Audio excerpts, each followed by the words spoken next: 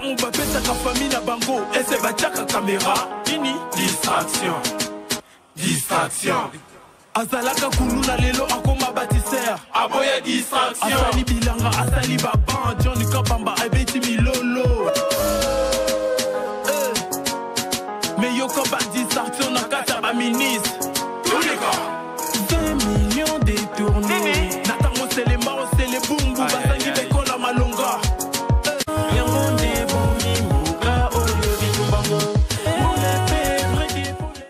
Très bien. Mokolela mon abino balandia une très grande mission, la dimension, il y a continent d'Asie, une très grande mission, une très grande mission. C'est pas la tranche matinale ou encore chronique musicale où il y a une mission, le peuple parle. Awa tolobelara politique ya mboka, social ya mboka. Awa musique ite nani alobi John Kabamba. Awa toza kubeta lisolo ya politique ya kati ya mboka Congo. Comment Congo eza kotongama, comment Congo eza déchitité. Awa nde tobeta ka lisolo nango. Botala siko image ya République démocratique du Congo. Je crois que Richard Mvudi azali wana po achela biso penza ba élément. Nyonso tout to classer ye botala situation.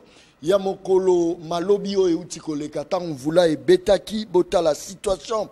Nengeni bato baza ko zinda na ville province de Kinshasa pirogue de Sali Musala nango. Ça c'est très bien. O mboko ya biso République démocratique du Congo mboka o ezanga ba urgence, ça dit gouvernement e bimi nango uta depe bima 50e jour yango 52e jour depuis premier ministre atangamaki botala lolenge nini Tino Leloyo batili ko publier dans nos listes ya ba ministre c'est-à-dire urgence ezate la carte République démocratique du Congo mboko ya ngai mboko ya yo tokobeta lisolo kati ya mboka Congo baza kobenga ngo révision ya constitution toté ezapé lisolo tokobeta mokolo malelo na kati ya plateau ya émission le peuple parle.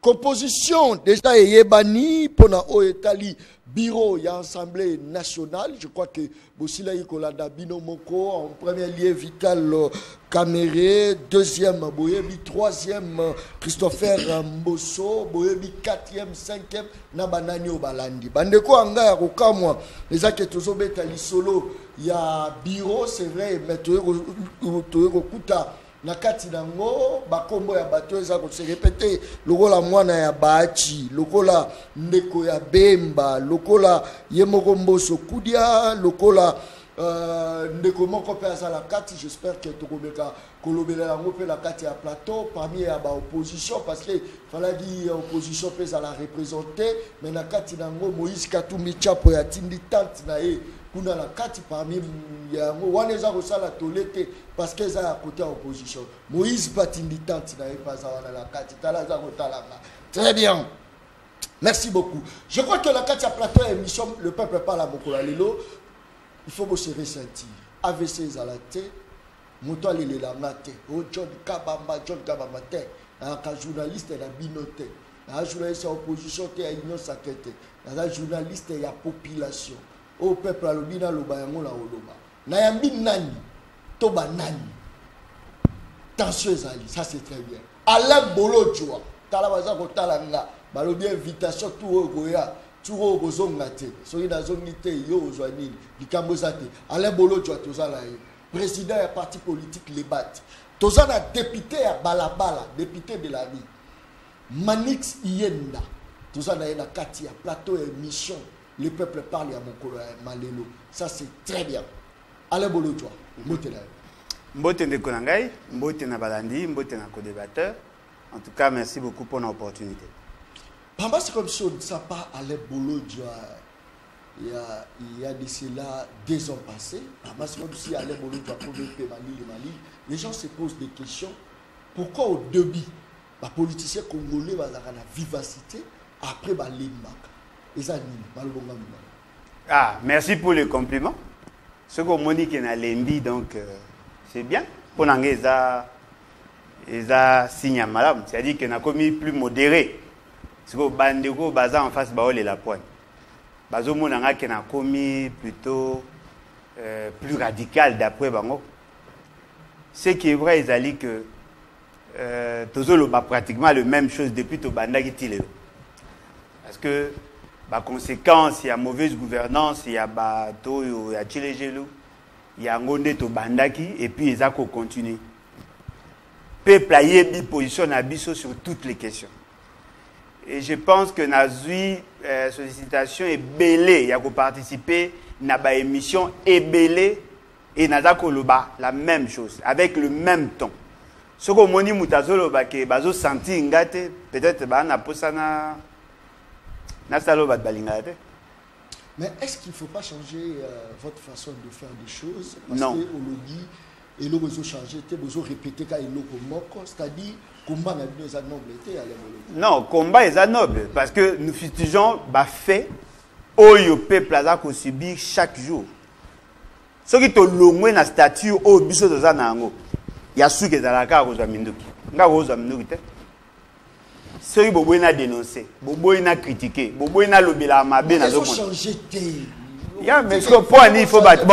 C'est ça le problème. On dit que moment na bino zo kala te. Bozo lo ba faire souffrir, mais peuple pas demeurer toujours dans ce temps. On dit que bozo bola musabango, peuple souffrir sur ma case. Que biso toza ko la musa peuple, toza ko lancer un message pour que peuple prendre les devants sur les questions. Afin que Aluka s'affranchisse dans la situation où il y a Zanango. Parce que tu as deux possibilités. Soit, Bondimina les canaba TV, na réseaux sociaux, na critique à Bino, pour supporter, pour péplater les mal au Labino, ou soit, tu as cause à Minuk. N'a rose à Minuk. Parce que na Mundu qui n'a pas de Congolais. N'a pas la bitum, n'a pas la bitum, bananga, il y a cimetière. N'a pas posa, n'a obunda, mais moutaza na bon moi. Voyez-vous? Tu as ça la part na biso, tu as critiquer.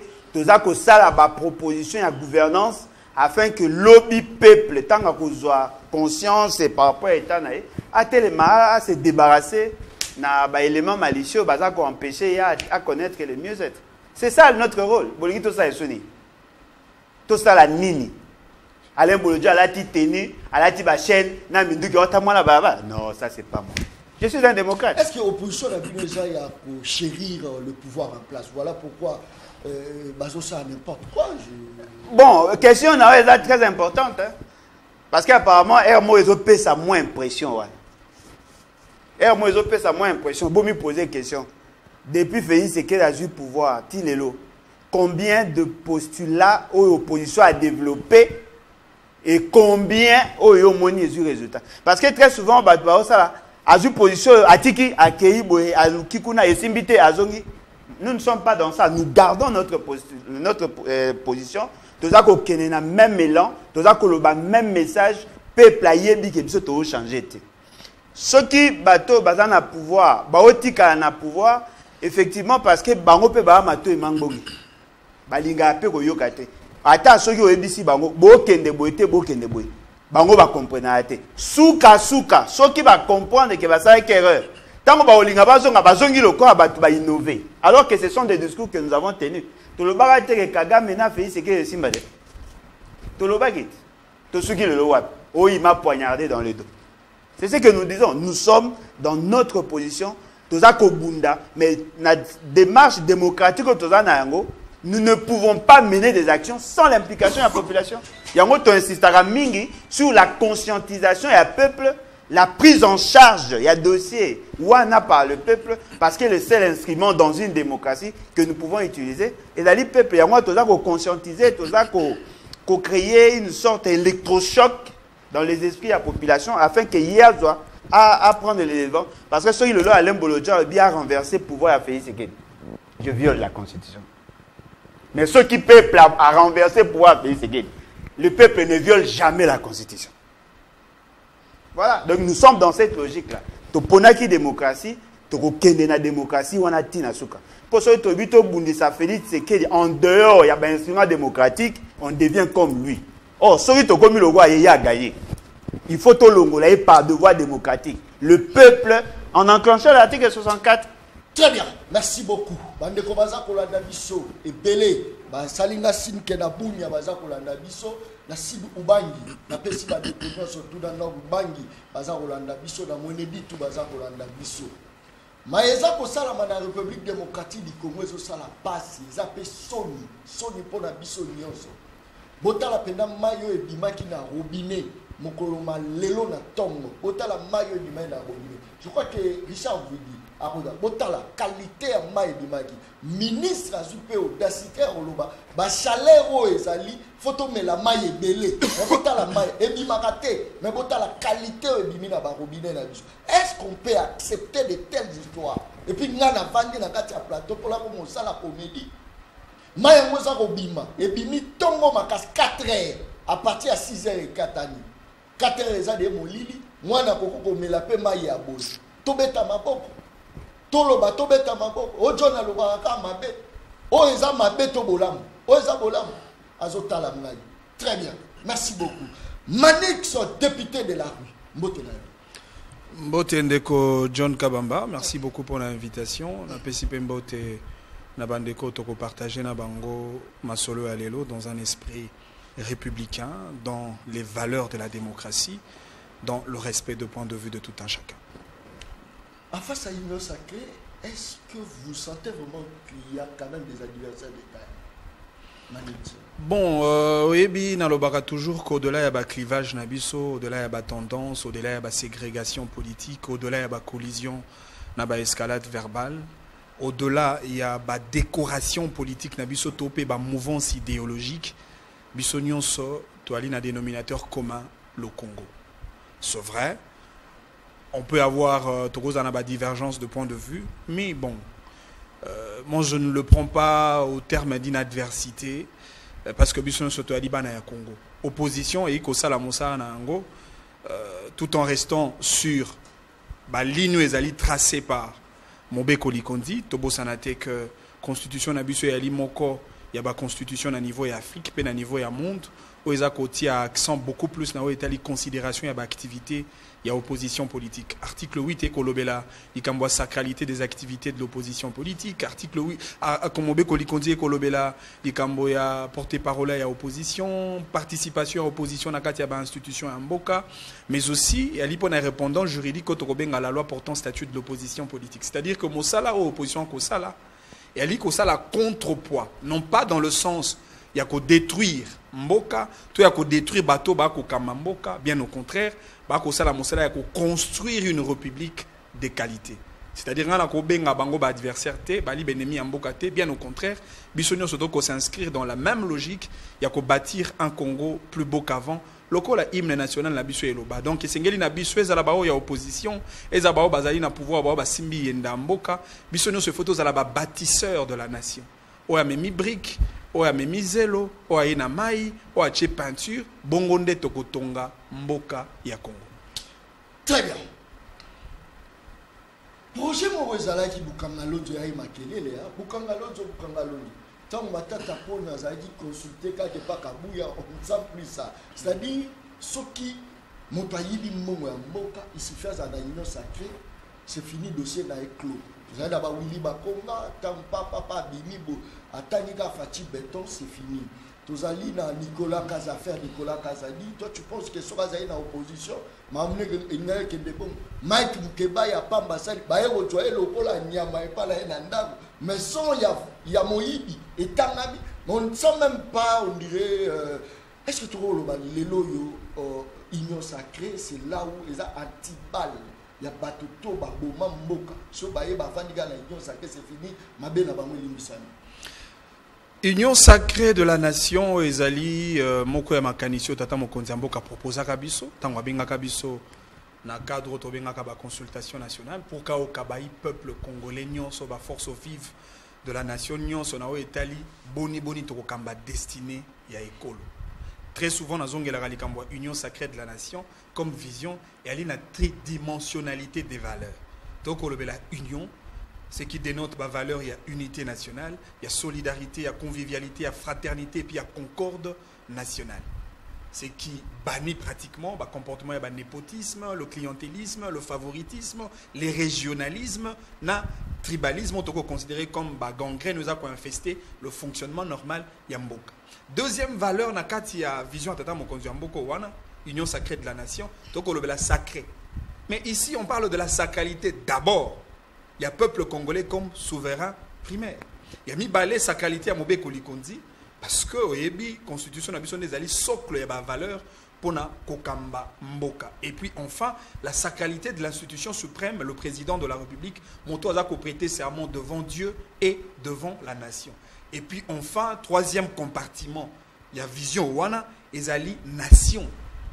Tant on le la nation, l'élément de base d'une nation, et aller vouloir vivre collectif. Donc on partageait même us et coutumes, même comportement, même pleurs, même bonheur, même rire, même sourire, même langue, même culture, même tradition. C'est cela l'union sacrée de la nation. C'est cela la vision de base. Mais malheureusement, pour na bateau va comprendre et en côté, va un peu moins moqué mon pandi. Parce que vision wana, ils ont vision evandisa maki na ba pilier misato na oti kotanga. Mais en même temps, na gestion à bateau ba kokambamboka. Est-ce qu'il faudrait dire que bateau ba kokanga elika ka bateau ba ali na ngambo ya opposition to pe na ngambo ya société civile? Je dirais non.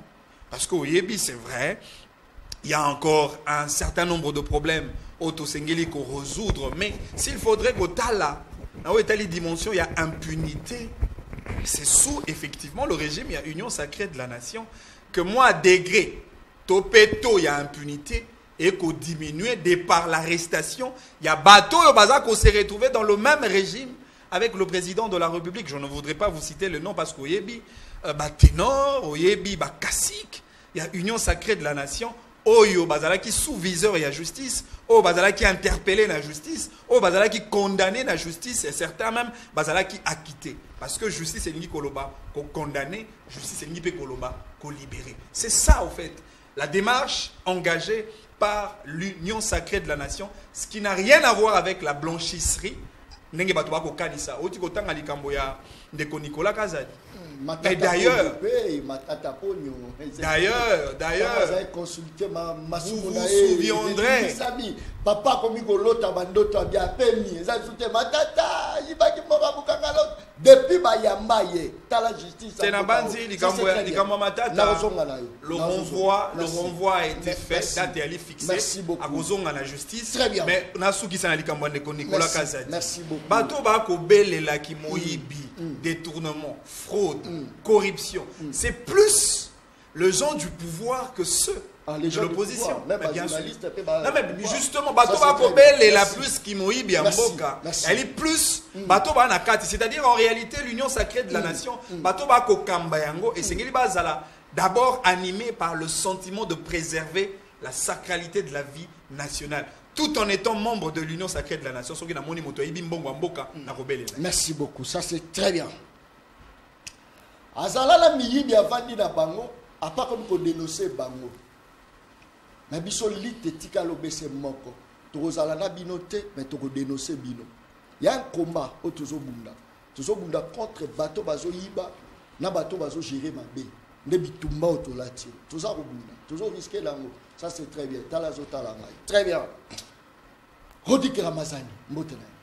Mbote ndeko Kabamba, mbote na ndeko Bolojwa pe ndeko Yenda. Mbote. Ba toko kanisa lelo makambo mboka. Toko kanisa makambo mboka. Makambo ngwesa yi. Rodiki Ramazani. Mais mboka ko tambola. Kanisa makambo mboka. Mboka yo tambola malamu te. Mboka ko tambola malamu te. Soki na kati ya mboka pouvoir yango moko ekomi kokokana na M23. C'est ça problème. Moto ayibi mbongo maya ba congolais, mayo congolais femme. Il y a pas bomi congolais différence na ina o abeti masasi ani. Oh ça c'est fort hein. Moto ayi ngala sali voyage en 2023 à travers à peu près 16 provinces à Congo. On a pour la campagne hein. Té mais et permettre ngai nazwa expérience peut-être na tambola déjà ba province, peut-être moi comme ibale. Mais on a tamboli penza moi ebele.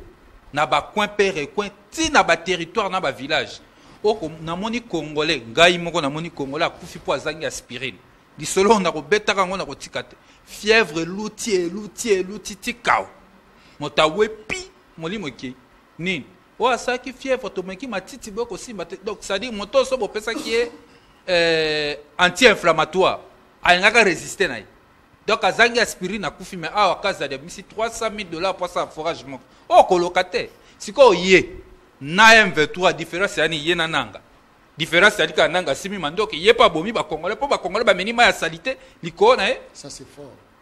Pouvoir les le komi koko kanana M23 Donc na kati ya capitale nenge to vandi na ba M23 bato ba ko diriger biso bango pe ba rebelle. Il faut que ça na bango nini. C'est vrai que l'on dénoncer ça peut bien. Parce qu'il faut que ça na bango nini. Responsabilité wana biso etant que acteur politique tozongi seli yango peuple. Et les koya lutte armée ici et les qui constitution république asikato sali to koti na eleko esengeli to mema démocratie atako démocratie yango pe lolenge batongo pe bazoli bokonzi ya kimoyibi ya ba fraude tengama et si to loba biso nyonso na pacte républicain to timba isu mandoki te awa sika ba pesa peuple nzela ba bisi oli na article 64 pour otelemela bato nyonso ndakisa oya Tshisekedi bazui pouvoir na kimoyibi bazui pouvoir na nzela coup d'état électoral bazui pouvoir na tricherie bayibi ba machine à voter batamboli nango partout. Peuple sengela telemela ba. Peuple peut par une révolution azali na droit ya kobenga na ba M23 bali na kati ya capitale na kati ya mboka na ba institution. Ba M23 yo ba s'accaparer na ba institution pour batonyo so ba koluka nanya ko bloquer mboka. Nini ko tambola te na okitata mo konse ekolo na pota lobi o constitution te union sacrée ne ko bloquer mboka. Soki bureau assemblée nationale evandite wana constitution. Si bakoluka bakabula gâteau na bango te bakoluka bakata gâteau lokwa mboka pe koma lipa o akokata mokokoli apesi mwana nayi boko mona bakopesa bana ba o akokata lipa apesi mwana kasi nayi moso akati lipa apesi nini munani mwasi nayi bango nde bakobloke mboka donc bato tozana bango bakodiriger biso bazali lokola M23 po bakoboma peuple bango nde bakoboma na masasi te mais bakoyiba moso na mboka. Mais attention, peuple peut azala la bateau sera kala et tous la papa ou toi no benga ba sentinelle ou encore so sentinelle te la porte ba ko machin méchant. Ba changer ngo komi ba jao ya gardinage. Parce que ceux qui sécurité à peuple et ça bino ba opposant. Parce que ceux bino boza faible, bino pe boza osani. On dit manière na bino ya ko kengela. On dit pe boza faible. Opposition a coexisté. Rôle opposition lelo yali teto ki nukosa ndenge ba kosaka kala kutumba ba bisa transco yonge to tumba bisa transco mais to retient des peuples on n'a pas cité poto bato ba sentir que opposition ko exister photo ça ni to pelisa mboka moto to ko sima mando ki ndenge lobi borocho mais batonde ba kokufa ba congolais non biso to lobi to so posture républicaine posture biso to so posture à république et ali posture ya ba démocrate et ali posture ya bato oyo ba lobi esengeli mboko tambola malamu to lobi oyo ko sale malelo peuple nde ali appelé à côté les misayango biso peto ko beta mbela mikolo na mikolo population pas ko se préparer pour qu'à résister grogne sociale o ezali lelo kota yokutu champion nango ponga kutu l'échec yonde champion kota wenzet mawa kota wenze lelo na tiki na kotanga motante na tiki moso na ndako eli mwa mingi bako benga na téléphone ya bisinga ya tata yo tiki awa il faut bakisa 15 000 francs congolais pour moto ça déjà na wenze kuna epeli oh wana population ko bika ngo mikolo na mikolo oh wana ko vivre biso to ko bango mikolo na mikolo mais ko biko sate na poste ya zoba Kabila pe na mandat na liboso bako benga opposition faible bosani omoni mandat liboso ya Kabila ko banda de to bosana mingi ko banda 2006 ti 2010 bako ba opposition ate faible wana ele kona tata Tshisekedi aki maladie na Belgique. Ah, na mandat na ene ami balaki ko comprendre que le 19 septembre 2016 zalaki. Ayaki ko comprendre que janvier 2015 zalaki. Moi otani papa Etienne Tibo kotanga na. Yango na lobi te. Olobi ka zalaki ko bela. Na lobi boy. Okaki bien ataka kisko azate. Na bandeli te. Na pesio. Akela opposition na ye na moni. Na pesio fait historique. Très bien. Na lobi que Kabila peine bandeli ya mandat na ye. Abanzaki ete opposition elimbaki. Na deuxième mandat na yende akiko comprendre que population de opposition. Opposition ya liboso ya régime. Opposition ya liboso ya li se sangate. Et ali fayurute. Et ali bolodjote ramazani te. Opposant ya liboso ya régime a Tshisekedi ya li peuple. Peuple wana na ngunge esengeli parce que grogne ali. Peuple alembi ba M23 ba ko diriger ele. Bato ba ko boma e mikolo nyonso nzamba sala na ba hôpital, na ba politique etengama. Na bako bomaye na gratuité enseignement bako pesa bana na instruction ya malonga te de bukana bana wana nde bangonde opposition à Tshisekedi. Merci beaucoup, ça c'est très bien. Allez Bolodjo, c'est vrai au gangi pe mingi bolobi pe mingi mais enfin le chef de l'État aux formé pour la mboke bonga biloko la wenze kita biloko te kita chef de l'État a bien que problème pour les fonctionnaires, les policiers vont se retrouver. Les magistrats, il fallait toucher la Constitution. Mais enfin, ils ont quand même formé la bien au sein de la bonne gouvernance et quota. Alain Bolodjo. Qu'on touche la Constitution, à l'objet article ni. À l'objet problème ni. Donc, pour nous faire, c'est que pour qu'un président a ça là bien, il faut qu'il touche la Constitution. Alors, il y a que de 2019 à 2023, le bilan a été négatif. Ce qui bilan est positif d'après Bango, c'était avec quelle constitution? Parce qu'on voit que le bilan est largement positif. Ils ont commencé à initier de grands projets et Tikalagika na Bango Bapé ça y est deuxième mandat pour qu'à parachever Magambo ya Bandaki. Yo lobby bilan est positif même alors que la constitution n'a pas été changée. Si ko lelo olingo changer constitution pour bakisa nini yasika. Bobo sani masolo on à 145 territoires. Cette initiative a été prise alors que Félix Sekedi n'avait pas changé de constitution. Balobaki na biso ak bilan positif. Si ko lelo bolingo changer pour comment à combien de territoires. Et d'ailleurs territoire un konda et comme 142 parce que quoi mutu ti lelo to maîtriser ngo bien té. Uchu na masisi to ebite ceux qui bo maîtriser nini. To comme à 142. Donc bolingo changer constitution pour to comme na programme, il y a développement, il y a territoire 142 territoires. Bazala tolobani bazana mayele o esengeli pour que to discuter na bango sur l'opportunité, il y a révision ou changement de la constitution. Parce que l'impression que ça donne, et ça le roi tout le monde boye, ba fantasme na bango, bazolinga biso to kota na ba débat stérile. Ça c'est un débat stérile. C'est vraiment un débat stérile. Et je sens la stérilité, il y a Mouto, il y a Molimo et Bandi les conditions. Bon, on a posé à révision ou changement de la constitution. Si on a posé à révision, quels sont les articles ciblés? Mais attention, les mots, ceux qui vont apporter un plus pour passer l'équipe. Pourquoi ne pas non, mais il faut trouver banal le thème. Non, mais besoin insister na nini. Parce qu'apparemment, besoin de divaguer. Besoin insister sur quoi? Sur la révision ou sur les changements? Sur la révision, on va adopter une autre approche. Sur les changements, on a une attitude, Moussous. Pour dire les ana, bon comprendre des bisous, toro banda robeta masolo nini pour tozo yebate. Na sali cette émission avec 7 membres différents ya Union Sacrée. Mutuna mutoana azana position na ye. Mutuna mutaolo balikambo ya ye. Bozo biso ko bata maboma te ndekona. Il faut to changer comme ça pour nani. Article 217. Et il faut to changer comme ça pour nani. Article 10. To changer comme ça pour nani. Pour compétence à Félix Sekedi. Mais juste bon le banabiso clairement, voici notre proposition. Tel article tel. Ceux qui ont changé l'article Oyo et qu'on a fait ne l'oroboé, le peuple va trouver son compte. Bon, tu bêta pas si. Auto like ça maït. Au vu que le principe, on a école na chimie, na de ce échange là. L'eau est incolore, inodore. Eau est incolore. Il a une couleur. Ce qu'on peut changer couleur ya maï. Et comme un maï potable, il faut tout changer la constitution. Pour nous péquer ça miyibi Oyo ya union sacrée. Parce qu'apparemment, dans l'union sacrée, on trouve les assassins, les voleurs et un grand chemin, donc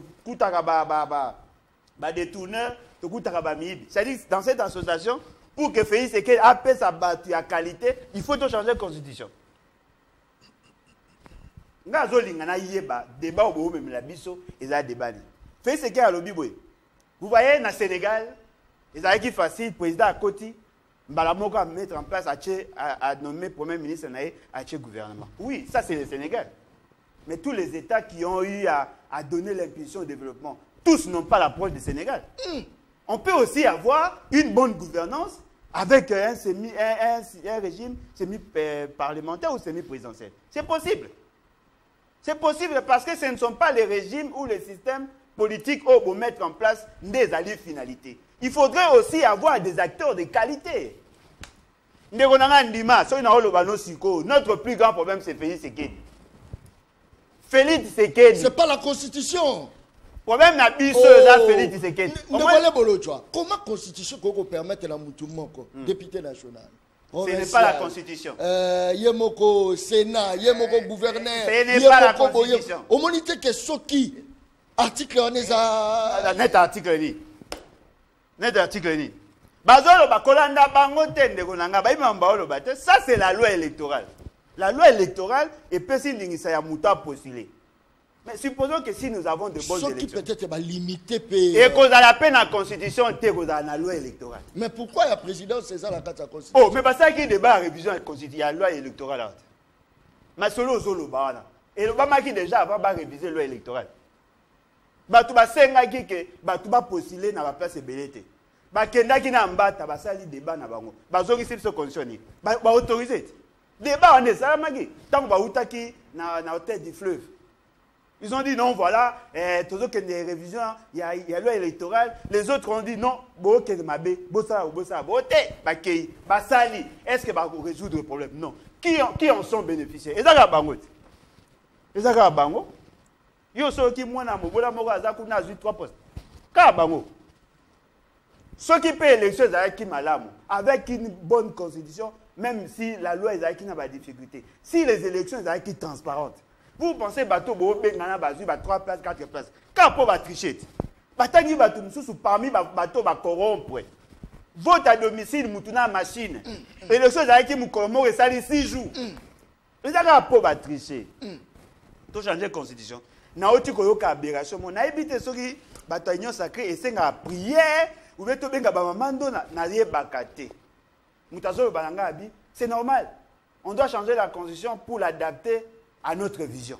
Leur vision, c'est quoi? La vision du pouvoir. C'est-à-dire que chaque fois quand on aura un président, chaque fois qu'il y aura un président, on doit nécessairement changer de constitution. Mais il y a des pays qui ont eu beaucoup de présidents, mais bah, changer la constitution peut-être une fois ou 2 fois. Yoka, oh non, pays c'est qui a la vision, unité, prospérité, ce qui est il faut tout le cas adapter cette vision-là par rapport à cette constitution. Mais ça, c'est une aberration. Ceux qui se visionnent bien pour l'évolution de Mboka. Unité, prospérité, c'est déjà dans la constitution. Et ça, déjà, la préambule les alliés. Et d'ailleurs, pourquoi on a fait du président le symbole de l'unité nationale? C'est dans la constitution, non? Devise la chose alliée. C'est dans la constitution.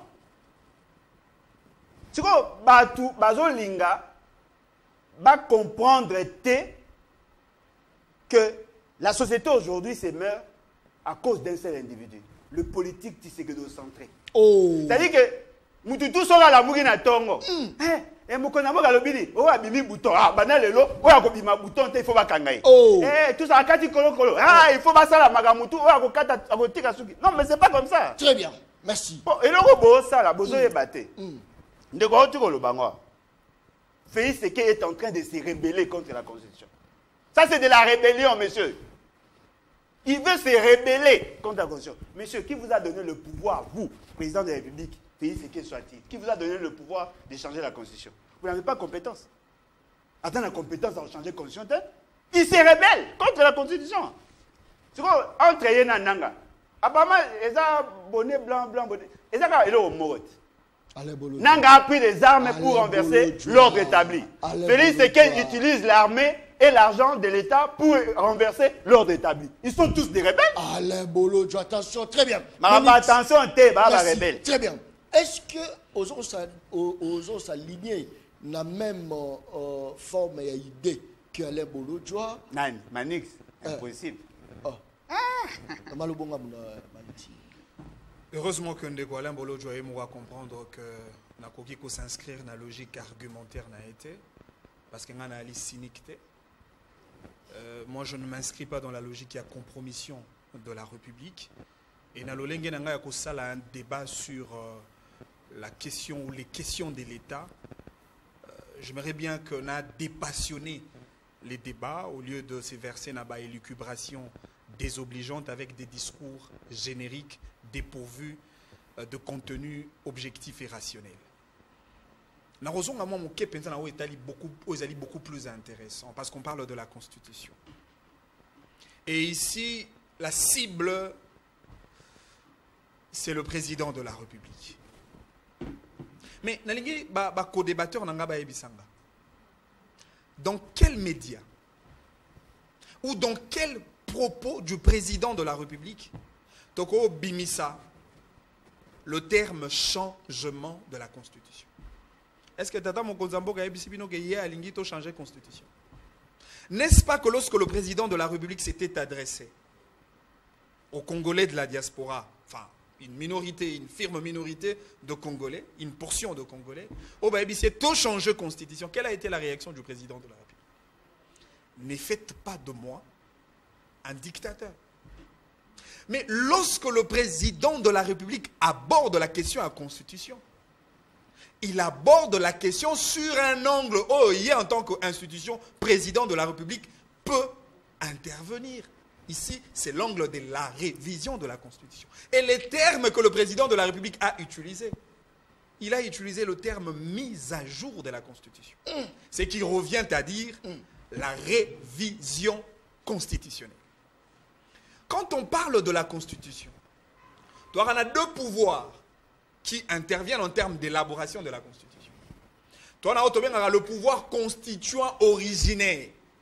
C'est-à-dire que bateau salaka mobeko likondi dans sa genèse. Et puis toi le pouvoir constituant dérivé. Et ali ba autorité to ba organe de l'État qui interviennent pour na réviser mobeko likondi et la Constitution. Otokotang. Parmi bateau bali na pouvoir constitutionnel, il y a besoin initiative, il y a solliciter la révision de la Constitution. Mobeko likondi est tangipe président de la République. Nani akokosa nani? Ozo ba Congolais bazobata. Ba Congolais batanga la Constitution. Faisons le vrai débat et faisons-le avec beaucoup d'objectivité. Ça c'est de 1. De 2. Constitution na biso batonio so amaele. O baby ko ça la étude de droit constitutionnel. Biso no so conclusion na biso ezali to ali na constitution moko rigide. Et la rigidité de la Constitution est alisamaka au travers ba verrou ou ezali consenti na kati ya même Constitution. Et puis la rigidité de la Constitution est alisamaka par le fait que cette Constitution ne doit pas être touchée à tout bout de champ. Outa 2006, Kino Lelo 2024, Constitution d'Abisso est totalisée 18 ans de vie constitutionnelle. Et dans ce parcours de 18 ans de vie constitutionnelle, elle n'a été révisée qu'une seule fois, le 20 janvier 2011. C'est-à-dire, si aujourd'hui, on procède à la deuxième phase de la révision constitutionnelle, cette constitution rigide ne sera plus transformée à une constitution souple. On restera dans l'esprit, il y a législateur suprême. Parce que pour modifier la constitution, ils allaient prévu dans la constitution. Ce n'est pas un péché. Mais dans le débat, il faut l'orienter sur quelles sont les dispositions. Parce que c'est vrai, l'idée majeure est mais d'ailleurs, on a déjà Masolo que Félix a se positionné déjà parce qu'il a un deuxième mandat. Et vous allez risquer de violer la Constitution. Voilà pourquoi on a touché pour tirer la libéla. On a un débat de prémonition négative. Tout ça, là, procès d'intention. Tout ça, le vrai débat. Les débats autour de la révision constitutionnelle, moi, je pense que c'est un bon débat au bail politique. Parce que tant qu'on a la gestion de l'État, est-ce qu'on gère un beau cassant que ça est le principe de l'État? Mais parmi les principes de l'État, tu as le principe de la continuité de l'État, tu as le principe de la redevabilité. Mais autant nous devons aussi parler du principe de l'adaptabilité. Lorsque l'on veut adapter la Constitution, c'est par rapport aux besoins de l'heure pour permettre à l'État d'avoir une certaine efficacité dans le fonctionnement. D'ailleurs, l'idée à réviser la Constitution, ils allaient beaucoup plus profitables na ba opposants que na bato bazan na kati régime Tata Mokonzi Mboka. D'accord, démontrer. Non mais malheureusement, non mais s'il vous plaît. Non mais malheureusement, ça ne dépend pas. Merci. na volonté ya ba acteur politique. Merci. Ça dépend na bateau yo constitution atangi. Merci. Bao bazali na pouvoir ya kozwa initiative pour na ko réviser Mobeko Likondi. Mais na ko sepela penza pour débat ekoma beaucoup plus intéressant. Pour bato maele pe ba kolanda biso na banda. Très bien. To banda kotanga disposition nini ou ils ont mérité, ils allaient changer. Et pourquoi disposition wana et sengeli ils allaient changer? Qu'est-ce que l'État gagnerait si on change une telle disposition? C'est cela le vrai débat. Très bien. Et Wana moi, je va veux soutenir sa position. postulat Nangaï, Merci justement pour beaucoup. la révision de la Constitution, au-delà du fait que Kozala beaucoup plus bénéfique pour l'État, mais Kozala beaucoup plus bénéfique pour l'opposition Merci. politique. Très bien. Rodrigue Ramazani, peut-on dire que nous avons quand même un bon président, un meilleur président? Akeli Banda Mboka, solo quand même dans la diaspora, babetisipe mama solo ya constitution, et utipe pas la yete, il y a un peu de débat et comme il. Peut-on dire que nous avons un meilleur président, ou a la capacité à retambola paix, par maman Tembele, a la capacité à retambola paix 26 provinces, la biso a yokapé population. Peut-on dire que nous avons un vrai président? On a un projet à bien, 145 territoires. Peut-on dire que nous avons un vrai président? On a abordé à sujet lié directement la cité. Peut-on dire que Félix Tshisekedi c'est un président à protéger, à aimer Malubonga Bunal? Attends, Mingi.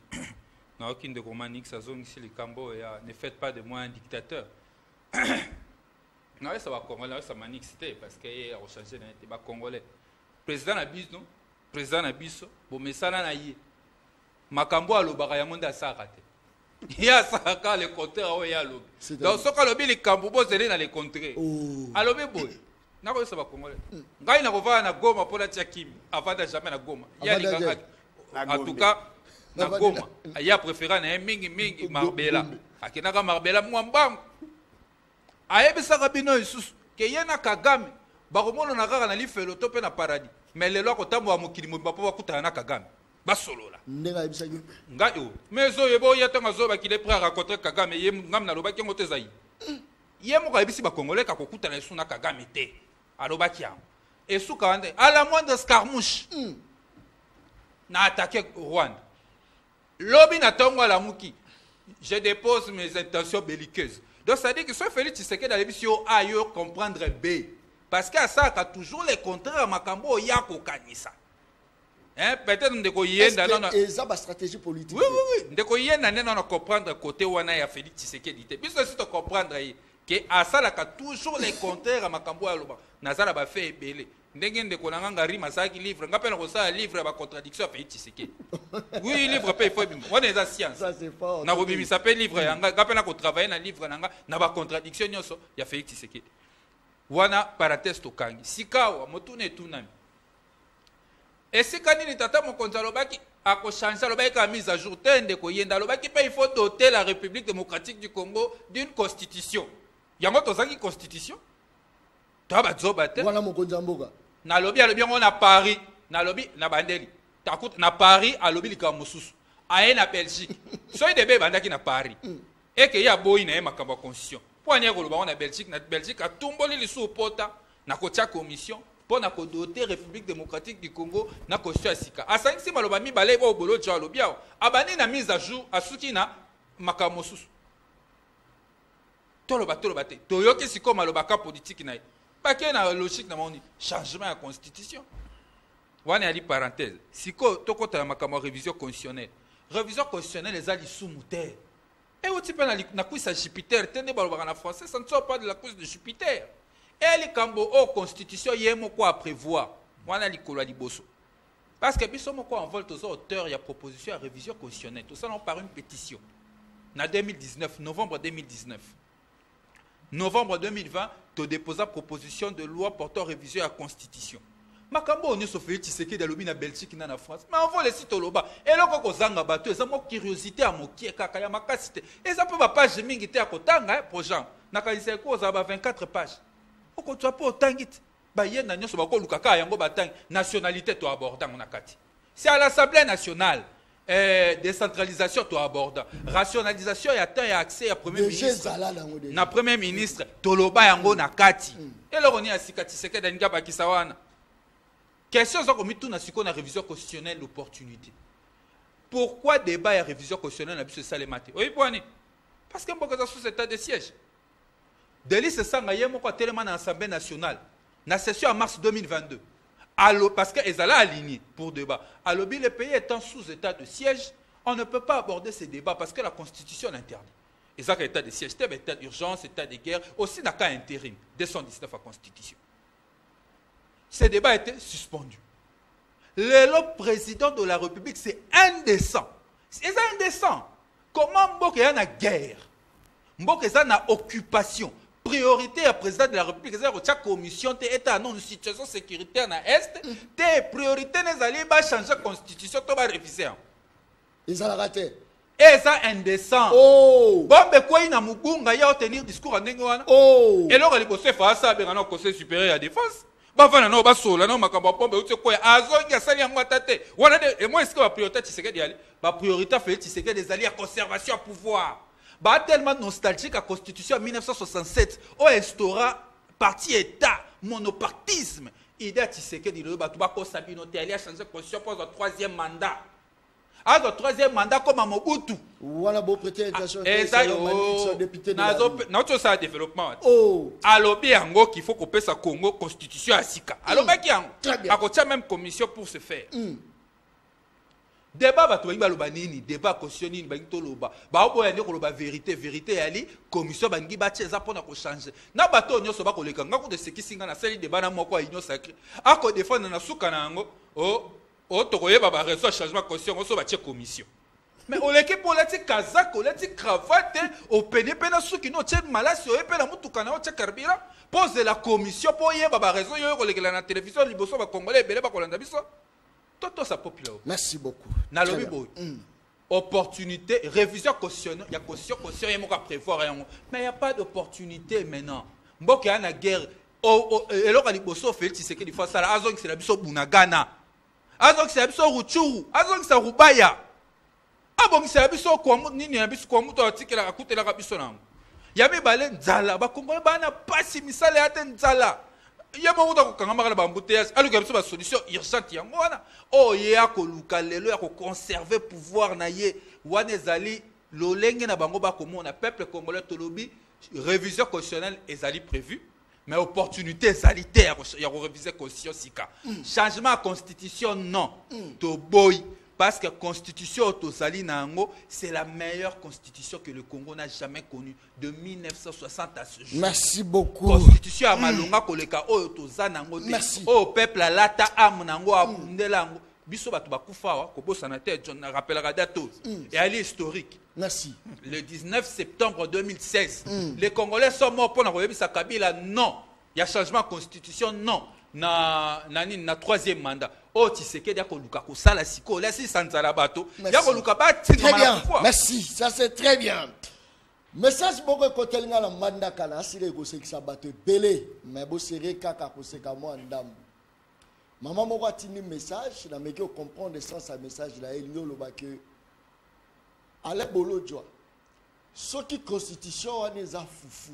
Mais botika président pe sa peuple fufu. Wana maman wana atini message bon. Biso eza biloko olia. Pour ni boko pekisa ya pe sa mo pa peuple. Likambo zate. To continue la deuxième sujet. Je crois que sujet wala net bo citer là. Et sa composition parce que ba te belé balé là qui balobio non mboso a bloqué nyonso ebo. Mais en fait to yebi composition il y a bateau ba ko constituer peut-être équipe ko kamba assemblée nationale ale bolo joa malobonga mona. Bon, question à composition le coup la bazali caractérisé par l'immoralité na ko loba on ka pour poser question ikamote. Mais en réalité bonga ki to za penza to fungola moi esprit ndeko na biso manix ala na posta to beta débat sur matière où il faut tout réviser. Non, mais c'est une idée à réviser la constitution. Il y a quelqu'un qui consulter la commission fait ce qu'il y a. Tant que la commission a tel article tout changé, le quoi il n'y a jamais argument à défendre yango. En ce moment là tout cela. Pour ce que ne touchez pas à ma constitution, dixit fait ce qu'il y a lobby il faut pas toucher. La question est à révision. Ba lobby que l'initiative proviendrait de la diaspora. Mais la constitution est au bac. Pour que l'initiative et monana na mise à battre, il faudrait qu'il y ait une pétition. Du moins signée par 100 000 personnes. La diaspora n'a pas signé. La diaspora, mouto ya diaspora ya IDPS. Après si ningisa na epoko yebi ça fait ce que dit. Ta na opesa nani passe en or. Loko ayo linga loko TikTok na opesa loko po bata TikTok batia ba lobela. Ngana futa transport na ngana ya wa pona beta ni solo sur le vide. Il n'y a pas de pétition. La diaspora n'a pas pris l'initiative parce que si la diaspora avait l'intention, elle a ça la pétition, elle a qu'à recueillir 100 000 signatures conformément à la disposition de l'article 218. Et ça a mité. Ça, ce sont des fantasmes. Ils ont effectivement l'intention de changer de constitution. Maintenant, on a sali plus de 7 émissions avec la union sacrée. On doit changer la conscience. Il a dit inadapté. Il faut tout le cateau adapté à notre vision. Mais les lois en face à Manix a dit prêter ma intention. Et il y a le bien. Mais bateau va la ninga va émission na to na saki pe émission mususu. Bango baza le quoi monstre à plusieurs têtes. Manix c'est un homme libre mais proche de Félix Sekedi. Ba mususu kuna pe ba libre proche de Félix Sekedi. Ça dit que bokoza na débat na bango. Au défendre des thèses contre eux, au à défendre des thèses contre eux. C'est comme ça que fonctionne. Vous pensez que si vous posez la question à Manix, Ayebi va disposition, il va changer. Akobano Ayebi ta causé la commission. Donc vous comprenez. Ceux qui vont poser ça pour changer la constitution, n'a pas ça une idée. Ouais, là juste pour ça une idée pour balancer ça la proposition T. Prenons l'option, il y a 1967. Prenons l'option. Il y a 2003. Parce que c'est là où maintenant tu as la possibilité de changer. En 1967, il y a eu un coup d'État, va dissoudre toutes les institutions et il propose une constitution. Etienne Tshisekedi est mieux placé pour vous l'expliquer. Formellement, à la Lyon. C'est-à-dire qu'il faudrait qu'il y ait une rupture. Nécessairement. Pour changer la constitution, il faudrait qu'il y ait d'abord cassure. C'est-à-dire qu'il faut suspendre la fonctionnalité de toutes les institutions. Parce que les animateurs des institutions sont liés à la constitution en cours. Et parce que les compétences étant d'attribution, on n'a pas reconnu aux institutions en place le pouvoir de changer les constitutions. On leur a reconnu le pouvoir d'initier la révision de certaines dispositions. Alors si vous voulez amener une nouvelle constitution, ce n'est pas une approche constitutionnelle en tant que telle. C'est éminemment politique. Quels sont les faits politiques au bino pour mettre en évidence pour que ton changement de la constitution. Ou sinon, vous avez la coup d'État bino moro. C'est-à-dire que bolongoli Félix Sekedi bolongoli ba institution boye biso comme ça sika. Et là, boye ba kenako s'y opposer parce que je ne tolère pas le coup d'État. Ceux qui boye bozo système il y a 2003. Kabila a été secoué. Le coup la papa na ye a l'ongolaka constitution à transition à salaka une série à décret. Son fils, connaissant que le décret n'avait pas une force il a qu'à s'imposer dans la société au regard de la configuration, il a convoqué tout le monde. D'abord, constitution et transition qui prévoyait dans ces dispositions transitoires le mécanisme à basculer avec une nouvelle constitution il y a 2006. Donc vous comprenez que vous êtes mal placé. Vous tirez au distrait. Namomani no mona Félix Tshisekedi mutumabe.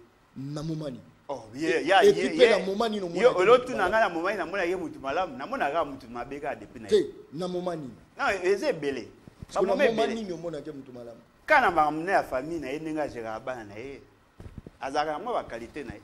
Mais na nenga président de la République, azata na qualité mo. Asa nini po mona. Alongwa. Soka alongwa ndi na OCPA na ye. Lokwa azo longwa te mitalier. Alors, par rapport à ces fameux régimes du pouvoir de la honte, 30 secondes. Bateau baza ko ériger l'immoralité comme mode de gestion, comme système de valeurs. Tout ça parce que les prémices ont été biaisées au départ. Des immoraux déclarés par député, ils doivent se choisir le membre du bureau. Nous sommes une organisation démocratique. et bongaki na biso ça la primaire. Ça les primaires, mais les gens avaient toujours les velléités de postuler. Balobi na batu ba yengi ba ça ba corriger les erreurs du passé. Et fort malheureusement, le même pratique, le même procédé et les mêmes acteurs. Ce sont les mêmes acteurs que vous voyez là. Bozo tanga ba kombo ya ba ba mboso. Tout ça peine sérieux. Est-ce qu'un homme normal, normalement constitué, peut accepter consécutivement, c'est-à-dire qu'il était président du bureau d'âge, il a été confirmé comme président de l'Assemblée nationale, il y a bureau définitif. Bazoui est sous président du bureau d'âge. Azon Nima comme deuxième vice-président. Ata Yomoko vraiment. Ata Yomoko. Mais sur les pas patriotisme. Ah, patriotisme était l'égocentrisme. Merci. Merci. Non, parce que conseil. Bazo bateau le quoi modèle té. Tout ça rappelle moi pe na moi nzembote, moi fierté té. Papa Mboso boni. Ozalaki président assemblée. Yo ozalaki ko gouverner, ko diriger. Au niveau comme deuxième vice-président, kapo ba avantage. Na kata parti na yo bato malonga bazate. Olongwe kuna, bino kuna bozwaka bana. Bahati a proposé mwana. Siko bato nyonso toleka na baona atete bachaka ba makelele. Vous n'avez jamais des ambitions, ya vous appelle à la fonction à Mikolo, faut pas jouer à la fonction na kakande, faut pas. Merci beaucoup. OK, c'est pas Bemba, Bemba. Mais ça nini. Merci beaucoup. Vous les jeunes, vous servez à quoi? Malik ça donne le bar pololo. Mais jamais va repérer ça est poste. Merci. Il faut pas payer ça kaka muto à na famille na bango. Et ce qui est surprenant. Merci beaucoup. Tous merci. Sont des enfants de très bien. Merci beaucoup. Très bien. Manix député de la RI. Son côté de composition au monde a été génération Félix Tshisekedi, la génération Yamobutu, et la génération. Il y a une génération Mobutu. Félix Tshisekedi c'est un fils de Mobutu. Non, déjà tant on a créé leadership. Ah, leadership c'est un fils de Mobutiste. Donc, tout le monde génération Mobutu na Kati, tout le monde génération Kabila na Kati, tout le monde la génération Laurent Désiré Kabila na Kati. Mais petit à petit, Félix Tshisekedi demandait aussi là. Génération Félix et Bimamoroni. J'ai l'impression vraiment qu'il fallait qu'on thème et à émission à l'élo Félix Antoine Tshisekedi Tshilombo. Parce que dans lundi, même Maloba Ndekonanga Alambo Lodjoa, Ndekonanga Rodrigue Ramazani, Bazoé Banate qui va tout en termes des idées, mais là, comme moi, je suis bango, ils ont un combo à Tshisekedi. Ce qu'on a tangi Tshisekedi, Okuna tangi Tshisekedi, on a le même esprit en termes d'arguments. Oh, Kuna Lobby, si tout ne dépendait que de lui, ne touchez pas à ma constitution. Oh, Koto Lobby, constitution Nabiso, Otoali Nayango, et ça la meilleure constitution parmi les constitutions ébélées en Afrique. Na Congo, Topek parmi les meilleures constitutions au Congo. En même temps qu'au Botswana, une meilleure constitution, mais Bango n'a parti na Bango en vol. Il y a une proposition pour que tu réadaptes la constitution Wana. Ce qu'il voudrait dire, s'il vous plaît. Meilleur ne veut pas dire parfaite. Heureusement. Ça voudrait tout simplement dire que Bango na démarche na Bango, c'est là qu'il y a quelques coquilles, quelques faiblesses. Ce qui reviendrait dans le même ou dans la même logique avec le président Tshisekedi ou encore, mais s'il vous plaît, Ndekwala Mbolo Joa. Soyons élégants. Non, on va empêcher Ngaïna. Ah bon? S'il vous plaît. En quoi faisant?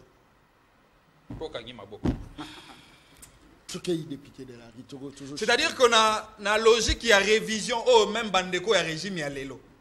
So, il va procéder à la révision à la Constitution. S'il vous plaît, dans le but, il va procéder à la révision à la Constitution. Pour nous réviser. Mais on va garder le même esprit de la même Constitution, n'est-ce pas? C'est-à-dire qu'il y a la même meilleure Constitution à Congo, mais avec des imperfectibilités au Sengela. On a modifié un tout petit peu. Le coup, il parle qu'on changeait la Constitution, elle est sous-moutée. Disons qu'on modifie la Constitution. Alors, qu'on modifie la Constitution, elle est sous-moutée. Parce que la révision constitutionnelle est constitutionnelle. Exact. Mais justement, Toroya Siko n'a pas débat. Pourquoi on doit réviser la Constitution? Quelles sont les dispositions pour lequel tolingi to réviser constitution. Lelo par exemple na likambo ya deuxième tour na maponami ya président de la République. Joseph Kabila tango a révisé la constitution a memi biso na un tour. Ce qui tozongi ici deuxième tour mabe kozala wapi. Ce qui bena tozongi ici deuxième tour. Pour na kolobe la po eta likambo légitimité ya institution président de la République. Pour mingi ba koloba tata mokonzi ya mboka o to ali na yango azwaka 35% na maponami elekaki, ce qui dénote que ali légitimité. Ce qui tozongi ici deuxième tour. Isumu ezali wapi. Tant on a lobaki au début qu'on révisait la Constitution dans certaines dispositions, et ça d'ailleurs profitable dans les opposants, et ça parce qu'on a un argument pour soutenir thèse. Il y a composition, il y a cours constitutionnel. Il y a autant comme Tshisekedi, tant on a fait constitutionnel, on va rapidement. Il y a autant comme Tshisekedi, Tshisekedi est incompétent, Tshisekedi est salibo. Est-ce que vous que Ndeko John Kabamba, oyebi la composition à 9 membres de la cour constitutionnelle des Salama. 3 baouta na proposition à parlementaire en raison de 2 sur proposition à l'Assemblée nationale na moko baouta na Sénat. 3 baouta na proposition à Conseil supérieur de la magistrature, n'est-ce pas? Mais misato kuna pe baouta na proposition à Tata Mokondi Mboka. En même temps que le même président de la République Azali justiciable devant la même cour. Merci. Non, c'est ça. Il va se clouer lui-même. À quoi merci d'en déranger? Oh, yo éviter à mille la À quoi? Ce babi merci aux autres bien. À quoi? Continue. Yo pesa mama lobata. Pesa ndembo to kende. Pesa ndembo to yes ale. Maloba pa kolobelo kasika kolobelalité wana na kati. Yango moni yemuka mile bisi ainga ko selanga makabo ngala bi changement. Zéro. Changement tombo. Changement ko to ba mekate. Po bato bakufa po na ngo makile tanga. Na bandeli lisusu likambo révision. Na lobi ki ali lisumu te. Mais dans le but que toute action politique doit servir à une opportunité. Quelle est l'opportunité aujourd'hui de changer la constitution alors que Mboka est sous état de siège? Moto a état de siège. C'est quand même bon, dans le babozo bate, dans le bate ezali bo soto. Comment on a que Moto a état de siège même à débat il y a révision de la constitution les sous. Ndeko na ba imba longola. Ce qui bondimi révision ba longola ba. Yango na lobby. Ndé na lobby bo. Révision constitutionnelle, ils appellent une opportunité. To ngongo batba na nzalambo kana ke bosi sano makamba rutsuna na rubaya na bunagana boso ki sera bisongo oko wela ka makamba révision constitution pour bino botaka beka pouvoir na garder pouvoir ta batba na nzala o pesa ba pe misala te ndé na lobby boy en réalité et le romantique ça ko yebate na moni on dirait yazane innocent ako kanso ni za makambo science juridique na faculté à droit na département de droit public te de romantique ndeko Félix Tshisekedi a changé constitution pour avoir 3e mandat na ye abandi ba ballon d'essai wana ko biso roi politicien on a évité so kozara politicien to comment nous ta société civile alinga changer constitution pour avoir 3e mandat wana ba population ba kanga yango Tshisekedi alinga koma Mobutu Tshisekedi alinga vanda na ngwanda libela na libela Tshisekedi alinga sala eloko biso to pekisaki Kabila ngai na ye to pekisaki Kabila makambo oyo Manix auti koloba awa na uti oyebisa Manix ata Manix akoloba ne yango te moni makambo nyonso ningo loba wana na proposition à révision constitutionnelle et ça dans l'Assemblée nationale. Moi curiosité à moukié kaka kene na ba archive soit proposition de loi oh c'est sanga kotaki il y a oh zaki en vol il y a révision constitutionnelle tanga yango okomona makambo nyonso uti koloba awa oh lingo ça la développement oh manuel changement deuxième constitution et ça théorique ngana ko biso eta ke praticien biso déposer ma proposition bo sala ki en vol te oh biso eso théorie te parce que zali na kati assemblée aligné na calendrier comme document et comme document scientifique à consulter. Merci. Et comme document scientifique à consulter. Très bien. Merci. Merci. Objectif na bino ali bo changer constitution. Botika bo changer constitution pour que le peuple té. Envoie lobby niet to boya. Merci beaucoup. Kaka lesi la lobaka émission angeza baleine. O eza baleine. Balia kaena mokolo moko te. John Kabamba za professionnalité yango azopesa ba dernier moté ngata tusolola ngana yo na yebisa ko la professionnel kata émission kata na tempo pesa ka peuple dans on va côté parler ma au commis petit peuple ba pesa moi